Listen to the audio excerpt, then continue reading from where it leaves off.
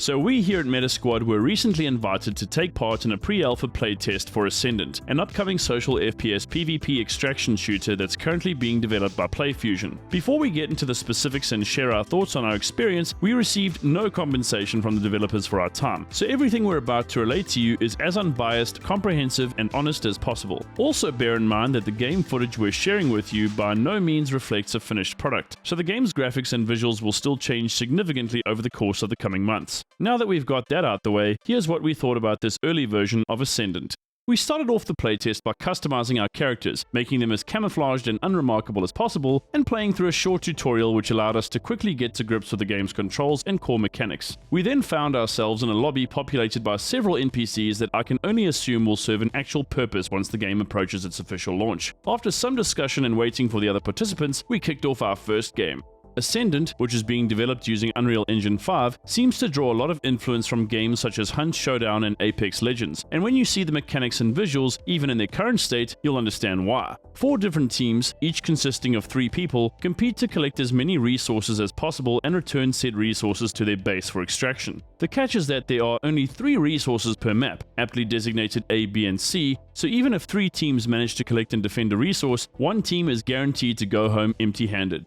Needless to say that if you manage to collect and extract all 3 resources, you and your team are basically gigachads. The emphasis here isn't about getting as many kills as possible, but rather figuring out how best to approach challenges and gather resources. Also, once a resource is being contested, the next one becomes available, so you can either decide to try grab resource A from the team carrying it, or get the jump on everyone else and go for resource B, for example. Interestingly enough, going for B was our go-to strategy, and it actually worked, at least in 2 of the 3 games we played. On this basis, it's important that you develop a rapport with your teammates and stick together so that you stand a better chance of surviving encounters with other teams. In our last game, we ended up getting separated from one another on more than one occasion, and because of this, we paid the price. If you want to be a lone wolf and try to be a hero, you'll soon learn that no man or woman is an island. The map is also populated by NPCs ranging from giant snails known as catamores, which freaked out our rather molluscophobic video editor, as well as some larger saurian creatures appropriately named gore lizards. Seriously, these things look like dinosaurs if they were professional weightlifters. Killing any of these NPCs allows you to collect power, which is basically Ascendant's in-game currency, as well as other useful items such as shields and ammo. Power is extremely useful as you can use it to buy better weapons and shields from armories and other areas located across the map. To get around more rapidly, we made liberal use of a jeep that reminds me a lot of the Warthog from Halo, so that's a really fun feature that definitely makes the game a lot more energetic and enjoyable. I won't tell you that I was a very good driver, but thankfully our team leader, who is part of the Ascendant team, was a lot more experienced and knowledgeable than yours truly.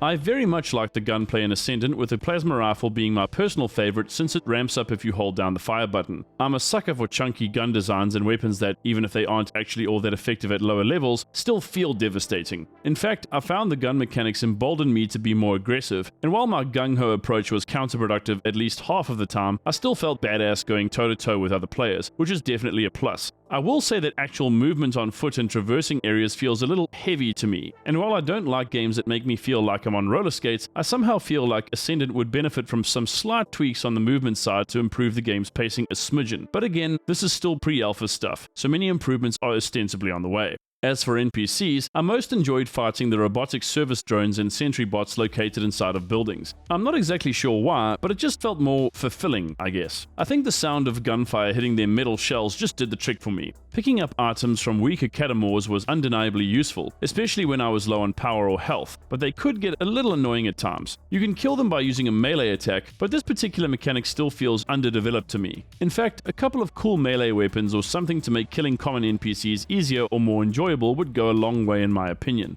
I'm all for random encounters, but if they feel a little less random and more purposeful, it kinda justifies their existence more since they have utility and give you a nice dopamine hit to boot. Even though we played 3 full games, I still feel like I only really scratched the surface with Ascendant, which is a good thing. In one situation, an enemy team called in an airstrike to rain down on our heads, and while we did manage to survive, it was crazy having a barrage of missiles blowing out windows and forcing us to take cover or just get the heck out of dodge. Even more interesting is that you can almost play Ascendant as a pacifist. If you're quick enough with grabbing a resource and getting it back to your base, you may not even need to fire a single shot. That said, in most cases, other teams will come for you, especially when there's only one resource left. So this approach is only effective in very select circumstances and for a limited amount of time. There are also vehicles called murder wagons that are essentially APCs that you and your teammates can get into and use to take down other players. Sadly, I didn't actually get to try one of these babies out, but I did get to see it in action when our team leader managed to acquire one and take on an entire enemy team all by himself. Petition to have a game mode where you literally just go head to head with all the other teams in an all-out vehicular deathmatch a la Carmageddon? Yes? No?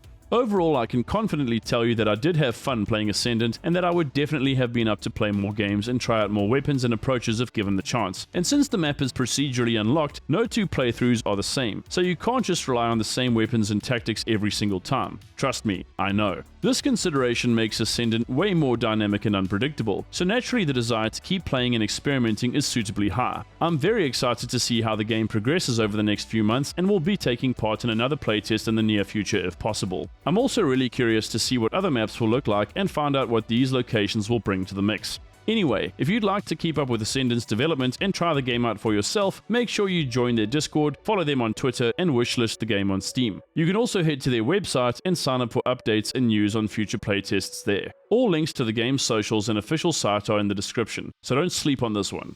So that's all I've got to say. What do you think about what you've seen so far? And are you excited to try out Ascendant for yourself? Let me know in the comments. Please hit that like button and subscribe to the channel for more gaming, VR, and tech content. From me and the team here at Metasquad, thanks for watching, and I'll see you in the next video. Later!